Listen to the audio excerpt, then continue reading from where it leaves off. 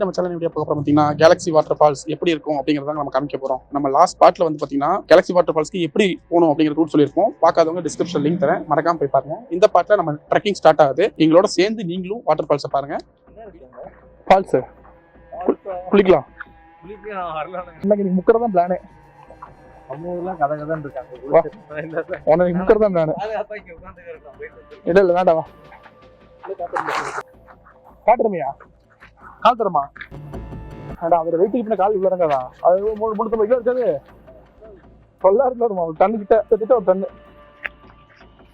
ஆமா மேலே போடுமா? மேலதான் போகணும். பார்த்தீங்கன்னா இப்போ இவ்வளோ கூட கஷ்டப்பட்டு ட்ரெக்கிங் நடந்து வந்து ஒரு எதுக்கு வந்தோம்னா இந்த அழகான காட்சியை பார்க்கறது தான்.